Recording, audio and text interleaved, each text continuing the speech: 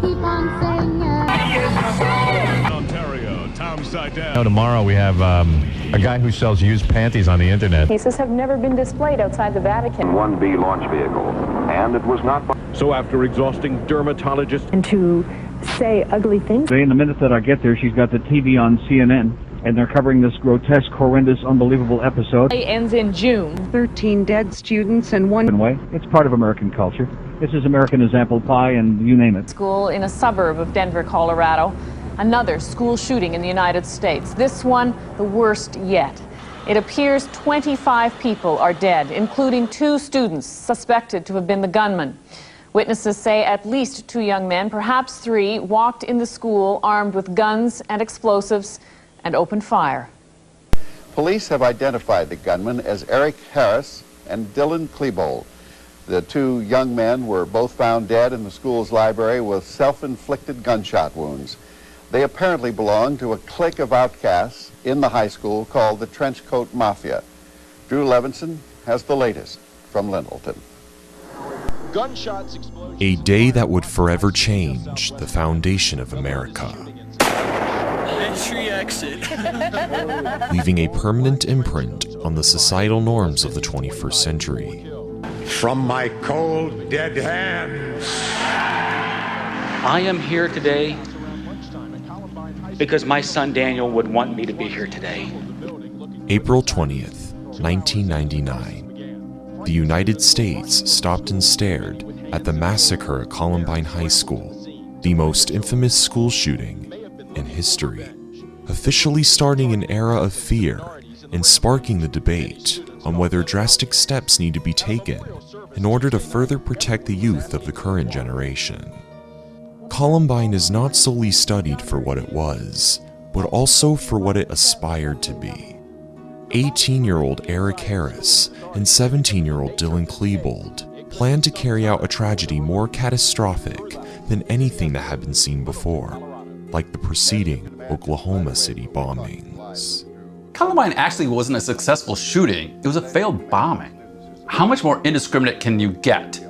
2 big bombs to kill everyone who happens to be in that part of the building at the start of a lunch. Even almost 20 years later, the question still remains. How did these 2 teenage students concur to commit these violent acts in such unison?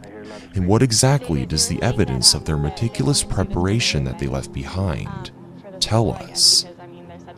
Perhaps a very inclusive analysis of these primary and secondary sources can give us a more transparent conclusion on Eric and Dylan's motives for the shooting, how they planned to perpetrate the incident, and also why the events transpired the way that they did.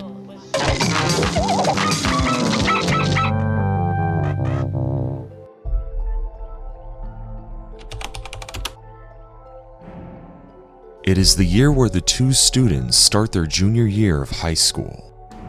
Both had previously met and become close friends at Ken Carroll Middle School and began attending Columbine in the 9th grade. Dylan Klebold is described by his family and peers as being overall avoidant. He prefers to mostly stick to himself and has reserved communication with other people. While Dylan is social enough to develop friends and a liking from Columbine students, his unique attributes do periodically stand out to others. I was pushed against a locker one day by a football player at the school, and, because he saw me talking to Dylan, and he asked me, why are you talking to that faggot? You dyke? He was just throwing his weight around. He was just being a jerk.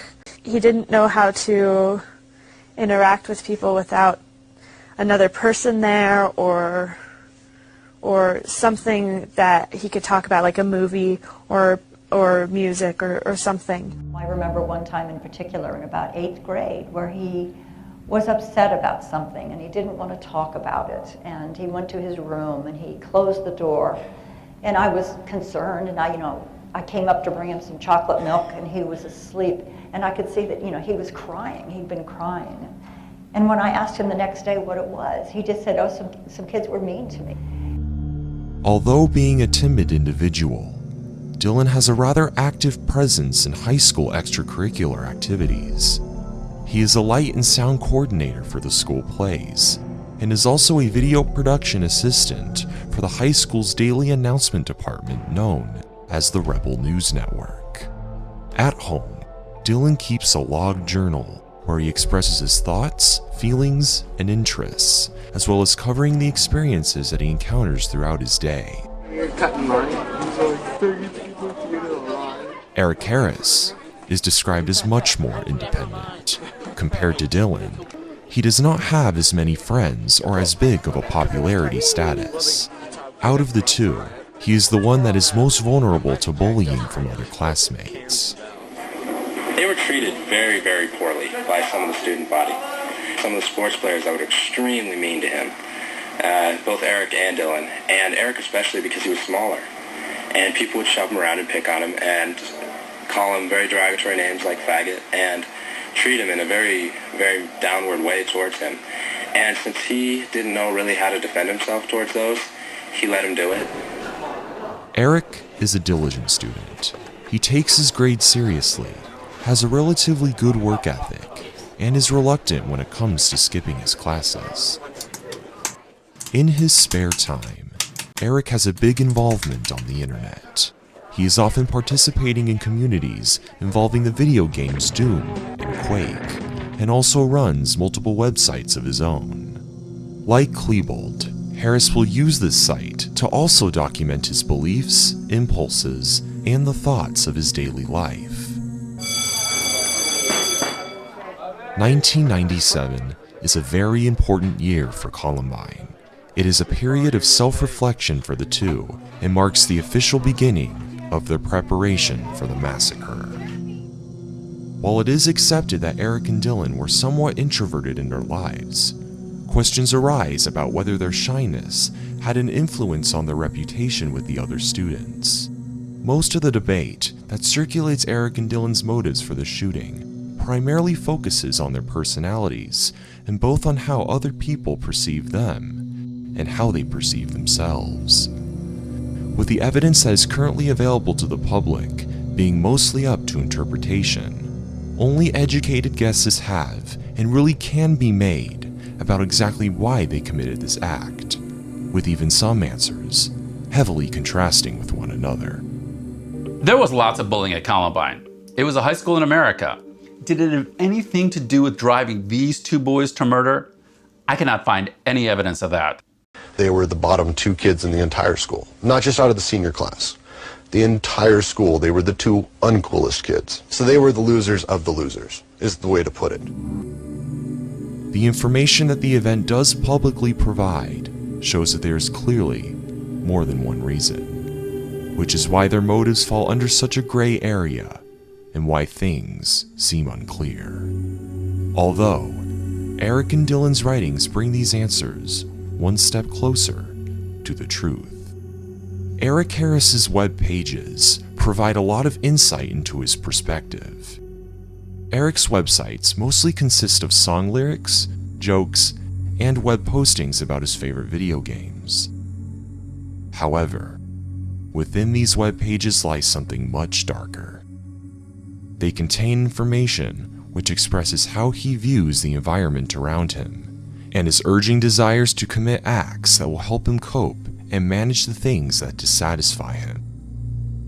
On one of these sites, he rants about his disdain towards many different types of people that are involved in his life. In what may simply appear to be the postings of a venting online user, certain things do stand out. Included in this 5-page rant is a manifesto of how he will retaliate towards certain people that do him wrong. Eric appears to demonstrate not only a clear hate for the world, but also begins to show signs of violent tendencies towards those that surround him. His thought process also has a big influence on his interests.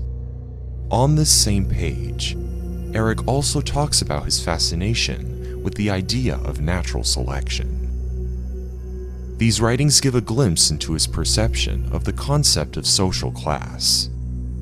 His thoughts show that he has an embellished view of his ego and that he pictures himself to be more important than others.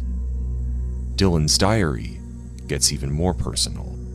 While Eric frequently shows in his writings a superiority complex amongst himself, Dylan's feelings are slightly different. His entries convey that he battles with thoughts of self-loathing, where he questions why he does not fit in with everybody else and focuses on his depression.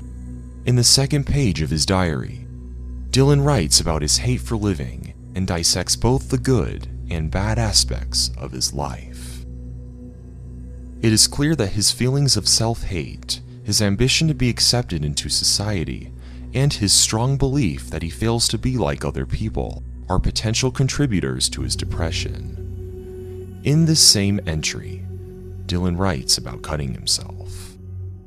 This section of his diary demonstrates the severity of his depression and that it feels to be an ongoing part of his life. With the information that is provided, it can be concluded that their struggle with fitting in is not a sole reason for their killing spree, but it does coexist with other factors, with Eric being partially motivated by self-righteousness and control, and Dylan by his unhappiness. However, it can be argued as to whether these boys always had these mindsets towards the world, or if they developed them because of their experiences at Columbine. Eric's former friends presumably believe the latter. Before Eric moved to Littleton in 1993, he had befriended a group of students he attended school with in Plattsburgh, New York, whom they described as not even showing any red flags towards this dark behavior. Because I took out my yearbook and I compared pictures, and sure enough it was him, and I couldn't believe it. That's the picture that really, hits me the most, because in it he looks like the happiest kid there. He's having the time of his life. He has his big grin ear to ear. All the guys were kind of troublemakers, but he even seemed tentative to do things like that. He was pretty quiet. But so he was never even an instigator? No, not at all. Adam, you've been a great friend. Have a great summer. I'll send you a shirt from Denver. I'm going to miss all of you. I think that he turned into something that he wouldn't have turned into if he stayed here. As for Dylan, while it is unclear if his self-esteem issues existed before entering high school, it is certain that his fears of public rejection and being alone were strongly catalyzed by Columbine. Unrequited love. Although Dylan had had crushes on girls before, as mentioned in his journal, he writes about officially finding his first true love after 10th grade, and expresses his frustration for how she doesn't love him back. Regardless of the time these thoughts started to come into play, it is clear that they will become strong motivators for orchestrating this disaster. But how and when did they actually prepare?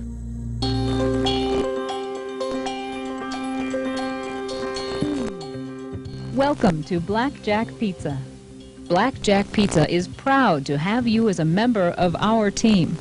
Whether you are working as a pizza maker, driver, prep person, order taker, or manager, part-time or full-time, you are important to our success. During the end of his sophomore year, Eric begins a job as a part-time cook at Blackjack Pizza, a popular restaurant chain in the state of Colorado. Shortly after, Dylan is also employed there. This period is when Eric and Dylan really start to form a strong friendship.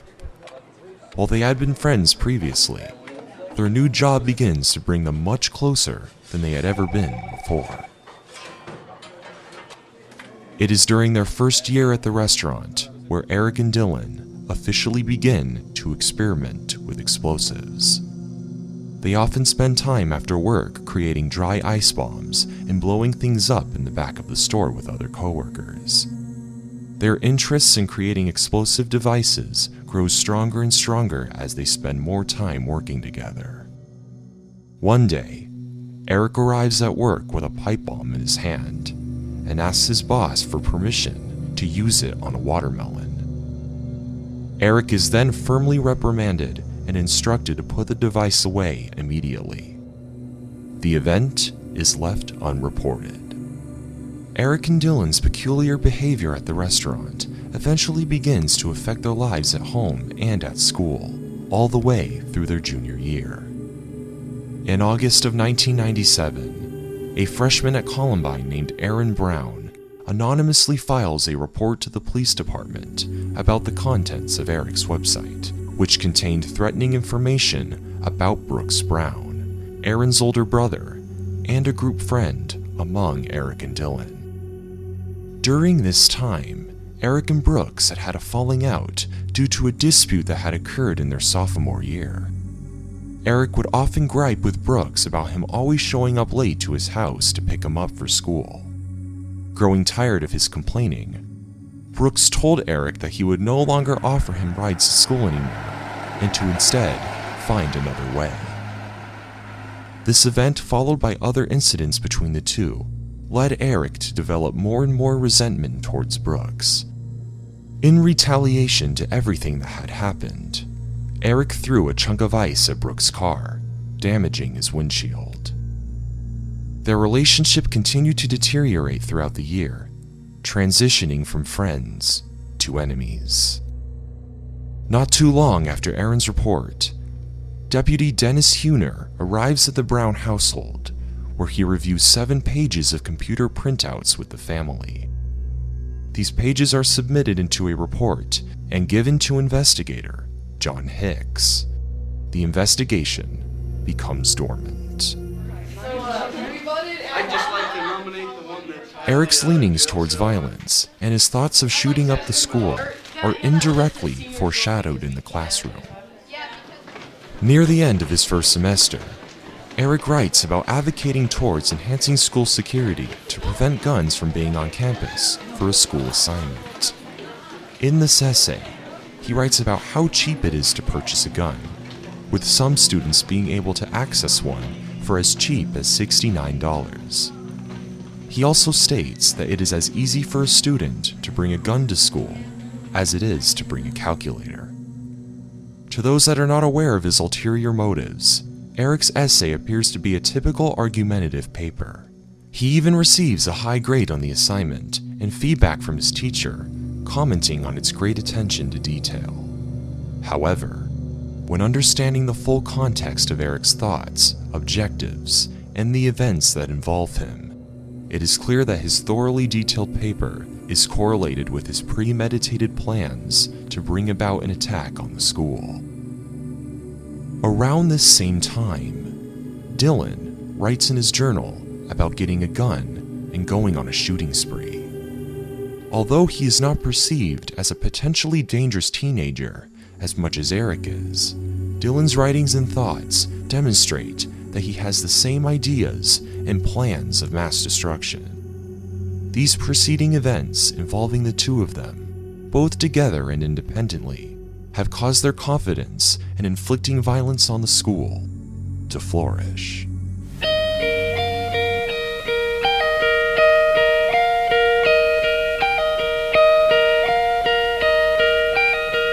Dylan? During his second semester of 11th grade, Dylan Klebold is interviewed for a Rebel News Network school report, focusing on the ways a student can prepare for college. So, you get better chances after high school as far as college goes? Maybe a scholarship? Okay, let me ask you this. Are you an independent learner or group learner? Probably independent. In this video, he discusses the current progress of his academics. Although this may seem like a typical school news segment, it opens a whole lot of insight in how secretive Eric and Dylan were with conceiving the very early phases of their plans, and their feelings in general. Dylan casually talks about his plans after high school, and expresses himself with a reserved and bashful personality, although his real priorities and intentions are aimed elsewhere. Just a few hours after his video with RNN, Dylan meets with Eric at a vacant lot in Deer Creek Canyon Road to listen to some music. After some time, they exit Eric's car and set off a couple of fireworks, where they notice a white van in the parking lot left unattended close by. Assuming that the owner of the vehicle wasn't going to return anytime soon, Dylan grabs a rock and throws it at the window. The boys steal most of the contents from the van, including a flashlight, a pair of sunglasses, a briefcase, and nearly $5,000 in electronics. They quickly return to Eric's car and drive to an uninhabited part of the mountains to inspect the items that they had stolen. When Eric goes to retrieve something from his trunk, he is confronted by a Jefferson County sheriff on patrol. Deeming their behavior as suspicious, he questions Eric and Dylan on how they received the electrical equipment. They eventually confess to stealing from the van and are put under arrest. After spending a couple of hours in police custody, they are released with court hearings dated for March. Only a couple of weeks later, an unexploded pipe bomb is found on a bike path in a suburban park about 2 miles away from Eric's house and is recovered by Jefferson County Police. Because Eric Harris's writings and web pages are only known by a handful of people and have not been taken seriously by those that had seen it, the general public is not aware of his experiments with explosives, and therefore the district makes no connections between him and the bomb. However, his plans, ambitions, and online postings are jeopardized 4 weeks later. In the middle of March, just weeks before the court dates, Brooks Brown runs into Dylan while walking to class. Dylan hands him a small piece of paper containing a web address, telling him that he must look at it without telling Eric. When Brooks arrives home that night, he goes on his computer and logs on to the address. It is Eric Harris's website. Initially, he does not find anything out of the ordinary, mostly seeing postings of jokes that they had made together as a group. Upon further inspection of his site, Brooks finds many disturbing things. These pages contain instructions as well as plans for creating pipe bombs with a friend named Vodka, a code name given to Dylan, and a number of hateful rants. Brooks notices that many of these posts are about him. Eric had posted multiple death threats towards Brooks and even publicly listed personal information such as his phone number and home address, encouraging other internet users to also go out and attack him and his family. His site also includes a hit list of people that he plans to kill. Brooks discovers that his name is on this list. When I first saw the web pages, I was utterly blown away. He's not saying like he's going to beat me up. He's saying he wants to blow me up, and he's talking about how he's making the pipe bombs to do it with. The Brown family files another police report regarding the contents of Eric's website. Printouts of the site are given to police and are sent to JCSO investigations, where Dylan is listed as possibly being involved in the bomb-making activities. The family gets into contact with investigator Michael Guerra to see if they can connect the information on the website with the pipe bomb that had been found recently. He requests a search warrant for the Harris family residence to look for any possible weapons or other dangerous activity on the premises. Since there is no concrete evidence of Eric having any bombs in his possession, the warrant is never filed or enforced, so the police case is dropped.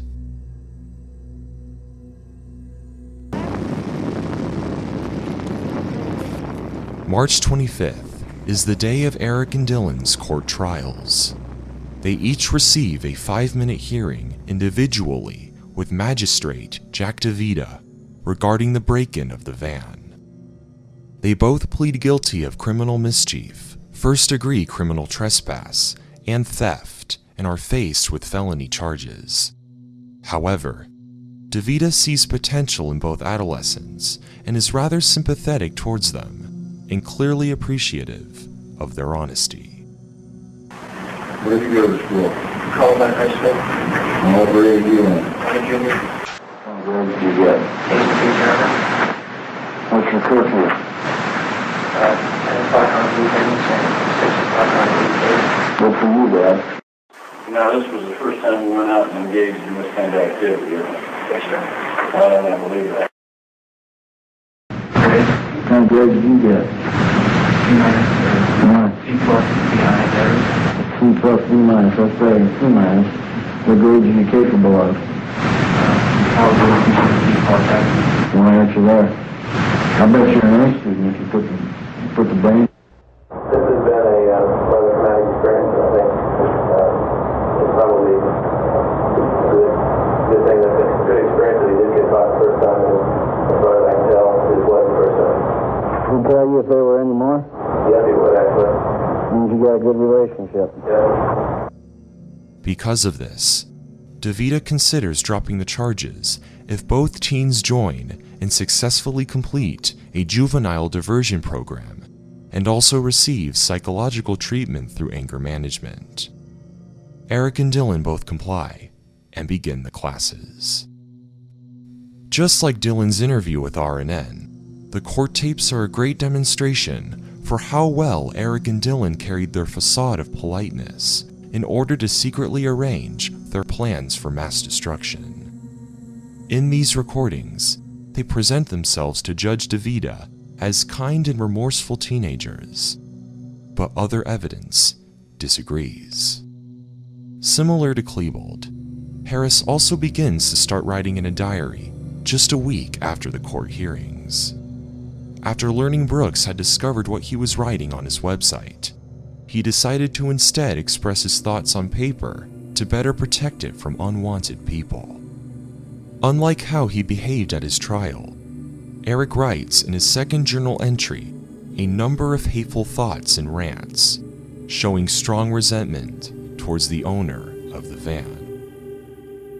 Throughout the rest of his school year, Eric continues to write in his newly acquired diary about his typical views of other people and natural selection. In an entry dated almost exactly 1 year before the massacre, Eric talks about how inferior he believes others are to him, showing the same superiority complex that was present on his web pages. This can also be seen with another piece of writing that Eric made only 5 days later, where he talks about hijacking an airplane and crashing it into a building in New York City if him and Dylan survive Columbine, showing hopes to cause as much damage as he possibly can. As for Dylan, his mindset has also remained stagnant. Dylan continues to fixate on and write about his true love. Knowing full well that it was previously deemed incompatible, he communicates his thoughts with feelings of adolescent angst and implies that he is quite certain that he is towards the end of his life. These journals signify that despite appearing to the public as well-behaved, mentally growing and mature teenagers, their true morbid perspectives haven't changed at all. Towards the end of their junior year and throughout the following summer, Eric and Dylan accelerate their production in making pipe bombs. Although creating these explosives is nothing new and is something that has been done many times in the past, they begin experimenting and testing more of them than ever before. This period is when they really prime their preparation and have very high confidence for the attack. The two begin to codename their planned Judgment Day as NBK, an acronym for Natural Born Killers, a reference to a movie about a couple of mass murderers. It is the word that they begin to use in their casual conversation and becomes the nomenclature for the day of the ordeal. In an entry made by Eric, he talks about him and Dylan's precise plans to incite chaos and their desired outcome for the event. Not only have their beliefs and views on the world remained the same over the course of the year, they seem to be getting worse.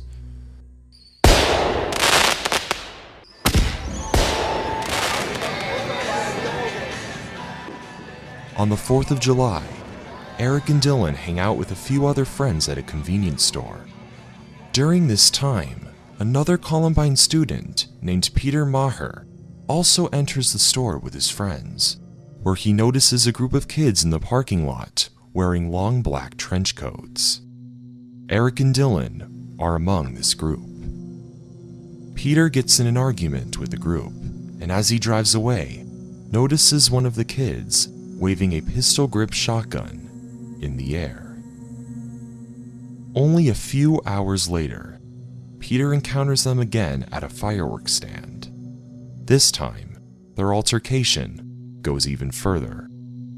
One of the kids pulls out a knife, and another threatens Peter with his shotgun. Associating how they behaved and dressed with the people they were hanging out with, Peter assumes that Eric and Dylan are part of a clique perceived as outcasts at Columbine High School, known as the Trenchcoat Mafia. It is now clear at this point that both students have officially begun to branch out their frustrations and beliefs just a little bit more to the public, rather than only keeping their thoughts on paper or with one another. On November 22nd, Eric and Dylan attend the Tanner Gun Show, a shooting venue traditionally held in the Denver area. Their trip to the convention is another part of their preparation, as it is the place where they will buy some of the weapons that they intend to use on MBK. Dylan brings a friend with him, 18-year-old Robin Anderson. Knowing full well that they are too young to legally participate in a weapon transaction, they have Robin purchase the guns on their behalf. She is completely unaware of how they plan to use them. After the show, Eric and Dylan obtain in their possession a high-point 9mm carbine rifle and two 12-gauge shotguns, one being pump-action and the other double-barreled. These purchases show that they were willing to slightly expose some of their plans with another friend in order to receive their weapons of choice. Spending so much time and effort preparing and organizing the attack has made them much more comfortable with being less secretive and a little more outspoken about the details. This is really exemplified towards the end of their first semester of their senior year. Aside from writing some problematic essays that raised questions with their teachers, it is at this time where both students indirectly announced to their entire high school their plans for the massacre. Eric, Dylan, and a few other students are assigned to make a video project together for their government and economics class. For the assignment, the class is required to create a business and conduct a presentation on how it works.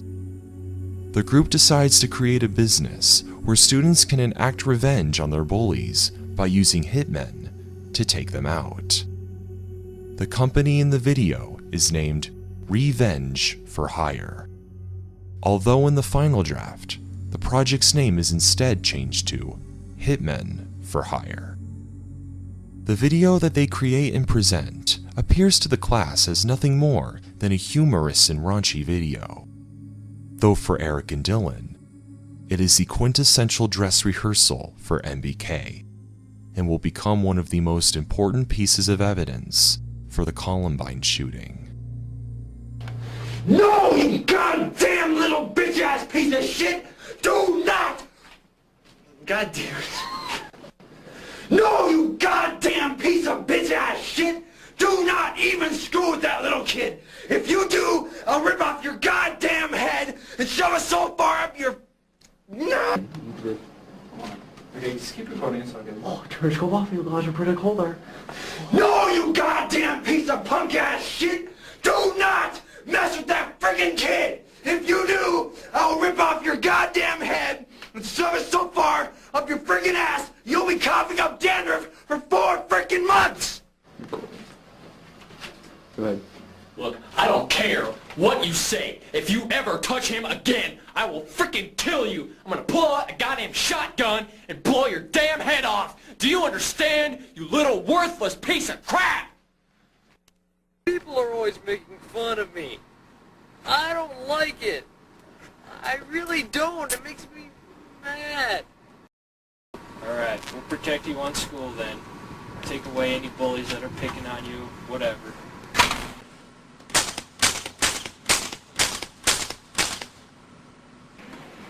So, you want this guy taken care of? Yeah, I want him under my light. Alright, that's cool. Hey, can I use that computer? No, I don't fucking think so. If you don't fucking leave that alone, I'm gonna head off and shove it so far up your ass, he's gonna friggin' 3 weeks.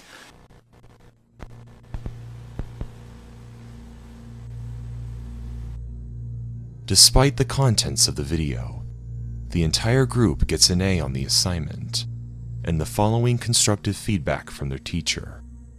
Lose the language, and it's perfect. With their tanks and their bombs and their bombs and their guns in your head, they are crying.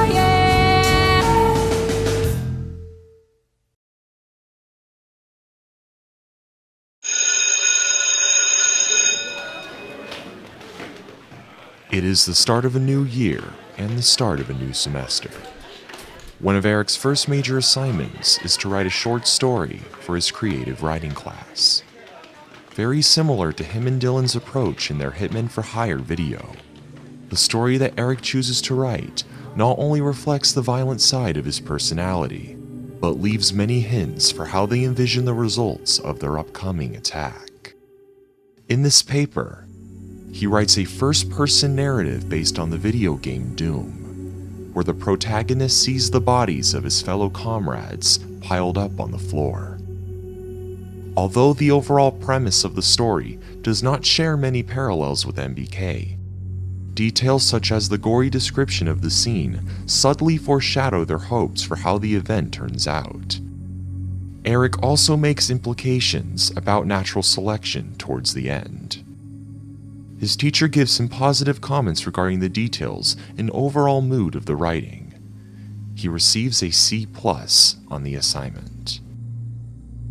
Just 6 days later, Eric and Dylan attend the Tanner Gun Show for a second time, only 2 months after going with Robin Anderson. They are searching for more weapons to use in the massacre.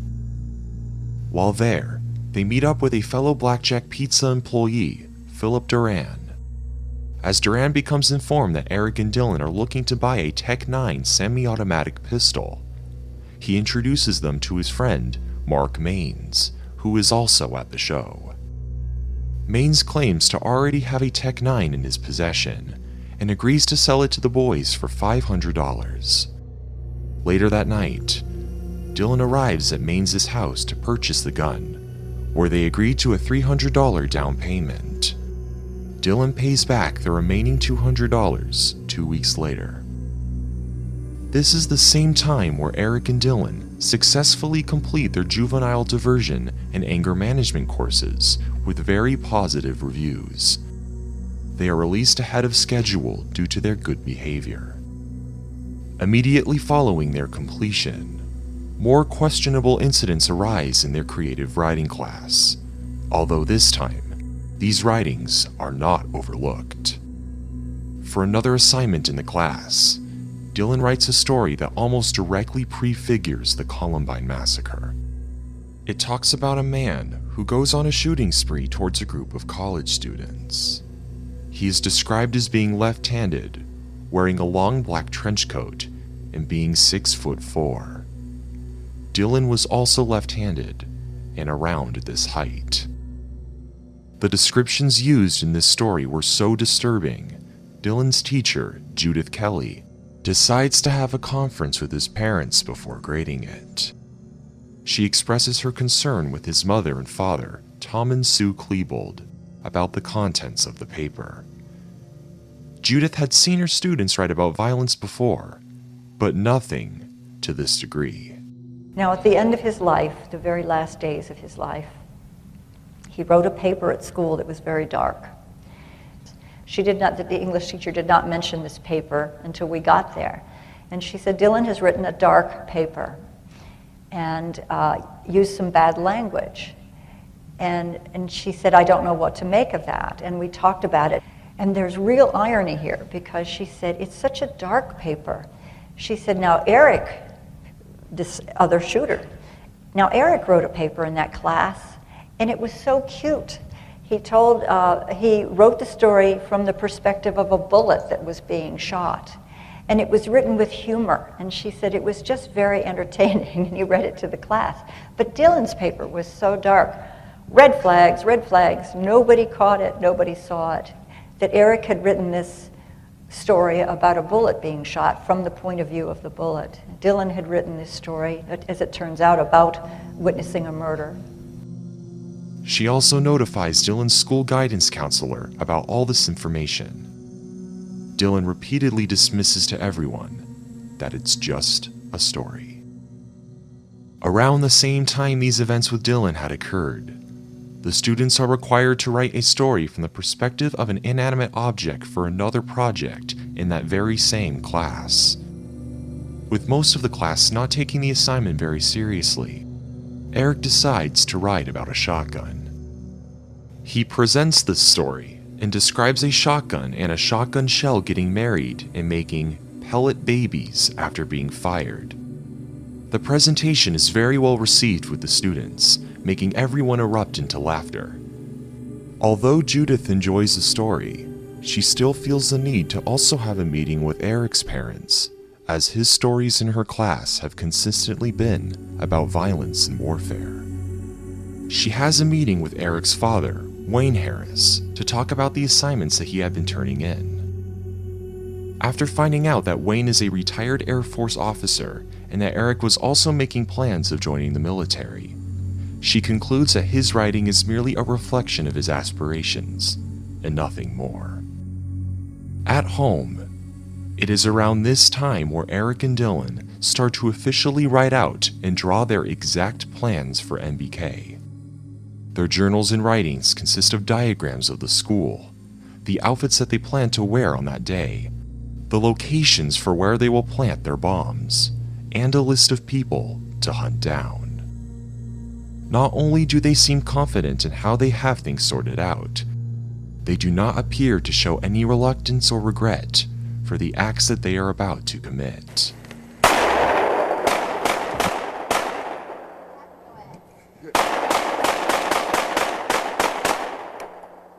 In the following March, the boys start to document the testing of their newly acquired weapons.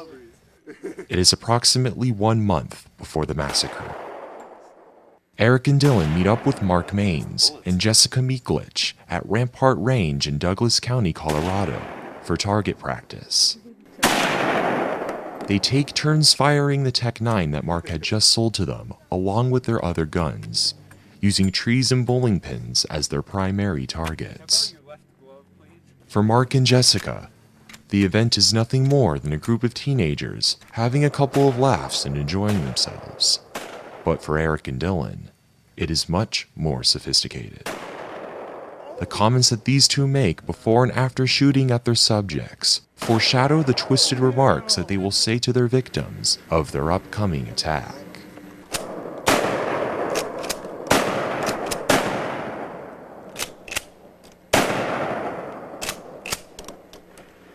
Entry exit. Just frozen wood in it. Holy shit. Oh man. You got another round? Try to hit the tree. I want to see what a slug does to the tree. Ready? Yeah. Oh! That's a fucking slug! I'll imagine that in someone's fucking brain. And it hurt my wrist like a son of a bitch. I bet so.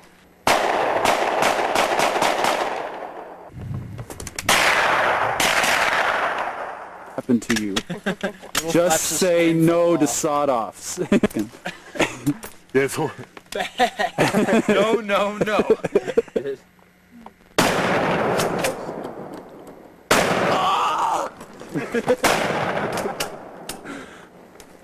Well, I go, fuck it. Dude, you gotta get on the side of this one, man. Based on the details that it provides, it is clear that this tape is also a rehearsal for how they will perpetrate their actions on that fateful day. This video is the official start of a new chapter in their preparation.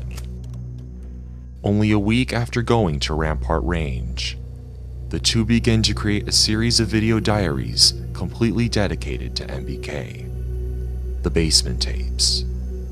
They are given this name because the majority of these videos are filmed in Eric's basement, which contain many of their weapons. The first video that they make starts off with both of them sitting on Eric's couch drinking a bottle of Jack Daniels.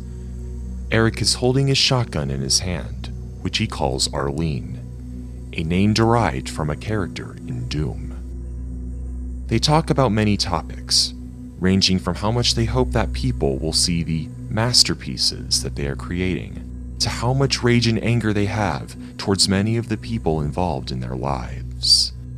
Two girls sitting next to you, they probably want you to shut the fuck up too. You just crazy.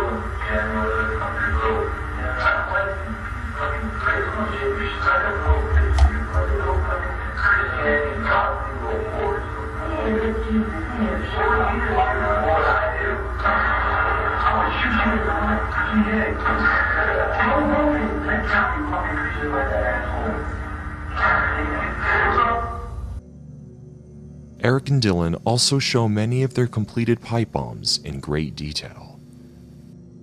In another tape made just 3 days later, they are sitting in Eric's living room discussing whether they should put nails in some of the bombs that they created. It is the middle of the night. They begin to have a conversation about how those who practice religion are weak and unable to manage their lives.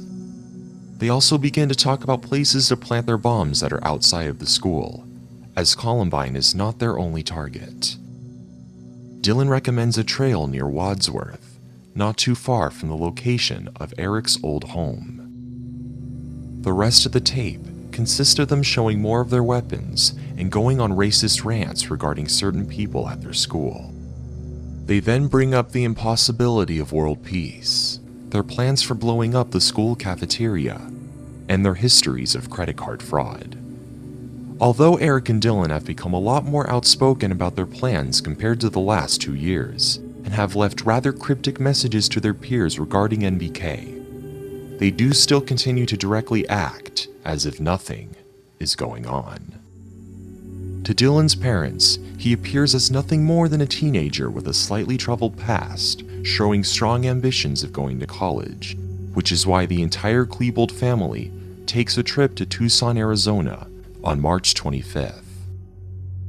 They go on this trip to pay a deposit and see Dylan's dorm room. According to his parents, Dylan seems very happy and anticipates starting his new educational life away from home. On this campus visit with his family, he does not exhibit any outlandish behavior, none of which that are red flags for what him and Eric have been planning behind closed doors. Eric's situation is quite similar. He also continues to publicly act like he has his early adult life planned ahead of him. Although Eric does not have plans to go to college, he instead shows aspirations of joining the military, Marine Corps. He meets with Staff Sergeant Mark Gonzalez to schedule an interview and the dates for his testing. The day after, Eric writes his final journal entry. Other than discussing the weapons that he showed off in the tapes, he cannot get his mind off of MBK. He begins thinking of other places in Littleton to set off more of the bombs. He closes, venting towards the students who perceived him as an outcast. While these events are occurring, both teens make another video to add to their Basement Tapes series. It includes more typical footage of them showing their many pipe bombs that they created. Although this time, they also show a plastic box filled with 29 CO2 cartridges. They are planning to make grenades as well. This tape takes a rather emotional turn towards the end. Eric is sitting alone in his car, apologizing to all his friends about what he plans to do. He says, "It's a weird feeling knowing that you're going to be dead in 2.5 weeks. After a brief period of silence, he begins to cry and turns off the camera. A few days after initially meeting with the staff sergeant, Eric arrives to his scheduled testing appointment and receives average scores on his assessments. Eric tells the recruiting officer that he is still considering enlisting, and they both agree to have a meeting with his parents. One early Thursday morning, a custodian at Columbine arrives on campus at around 5 o'clock in the morning, where he notices all of the locks on the school doors are glued shut. He then suddenly hears voices and footsteps coming from the roof of the building, which prompts him to call the police. When he goes up to the roof to investigate the sound, he finds the word seniors written in duct tape across the glass ceiling. That same day, police review the school security tapes and see 2 males wearing black clothes, along with gloves and masks. Although these people are never identified, it is theorized that Eric and Dylan are the suspects. Eric had made posts on his websites talking about how him and Dylan had toyed with some of the door locks in their neighborhood, which would show that they have the experience to pull something like this off. If they are indeed the ones responsible, it is obvious that these events indicate possible ideas for locking the doors on the day of their attack. Last year, where they were like really late coming to Scott's video, I have that Smurf. It is now Eric's 18th birthday. Dylan and their group friend, Nate Dykeman, film a morning video of them at the King Soopers grocery store looking for a gift. When did you know? Eric has a party at the Draft Bar and Grill restaurant where Nate and Dylan, a Blackjack Pizza employee named Chris, and a few other friends attend. Later that evening, Eric, Dylan, and Robin Anderson hang out at the AMF bowling alley. In their next video, Eric and Dylan are driving in a car on their way to purchase what they refer to as the rest of their gear. This tape is recorded on April 11th. In the next clip, they are seen holding 3 bottles of propane in 2 large fuel containers. Eric is driving the car, smoking what he calls his birthday cigar. The video goes in a very strange direction, as Eric begins to say things that contradict what he wrote in his journals and on his websites. He begins to express feelings of remorse towards his parents, worrying about the things that they are going to undergo after his death. He even apologizes to the future victims. The tape ends with him showing his planning book, which he calls Writings of God. It contains a number of the bullets that they plan to bring, and also napalm-labeled backpacks that he describes as their suicide plan. This is their final basement tape before the day of the massacre. Towards the end of that same week, Staff Sergeant Gonzalez meets with Eric's parents at their household. They question the eligibility status of Eric to join the military due to the antidepressants that he is prescribed to take by a doctor. The following day, Gonzalez leaves a voice message informing him that he would not be eligible to join the Marines, but he never receives a call back. Around this period, neighbors file complaints to the police about sounds of glass breaking and construction tools coming from the Harris residence. They also report that Dylan's car has been parking near the premises repeatedly. It is not until later where police realize that these sounds are the boys creating shrapnel for their pipe bombs. It is the night of the Columbine prom. Dylan attends with Robin as his date. Eric does not attend, but instead stays home and watches movies with Susan DeWitt, a girl he had met the night before at Blackjack Pizza. During the night, many of the posters around the Columbine campus, which announced the prom with the phrase, "It's coming, April 17th, are vandalized. The 17 is crossed out and replaced with a 20. The person responsible is never officially identified. Dylan spends the entire prom night with a very positive attitude, talking about how excited he is to go to college and that he will keep in touch with everyone when he leaves. After Eric's friend decides to leave his house early, he meets up with Dylan and his group of friends at the after party. That following Monday morning is the last full day of their preparation. It is April 19th. Dylan writes the final 8 pages of his journal. He talks about how him and Eric's Judgment Day will be quite hard to accomplish. He expresses his excitement for the upcoming event and looks forward to dying. In his very last entry, he writes the precise schedule for how they will carry out their attack. Shortly after school begins, Eric and Dylan meet up with their friends Eric Jackson and Dustin Gorton to make a video at around 9:30 in the morning during their 3rd period. The video is for an assignment and is to be aired on the school's morning broadcast. In this video, the group of friends drive through Burger King to get breakfast and eat in the Columbine parking lot. This video becomes known as Breakfast Run. Later that day, they both skip their creative writing class to meet with Brooks Brown and Becca Hines. Brooks and Becca decide to eat at a McDonald's where they were to meet up with the two after they make a stop at Eric's house. Although, Eric and Dylan do not return and ditch school. During that same day, witnesses recall hearing more sounds of breaking glass and even some light explosions coming from the Harris family garage. Eric makes a phone call to Mark Maines. Even though Eric was now old enough to purchase weapon-related equipment on his own, he still makes a request to Mark to purchase some bullets for him.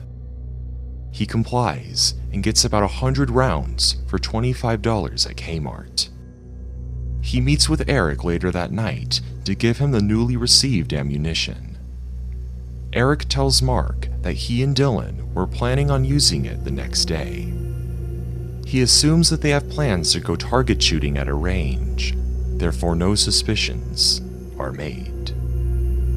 Eric and Dylan's persistent efforts to conceive the events of MBK have not only elevated their interest with themselves and with one another, but they have also amplified their hate for other people, as well as made them more confident and less hesitant with committing these atrocities. After nearly 2 years of practice, preparation, and endless amounts of research, they are finally ready to act as a duo, waging their war against the world.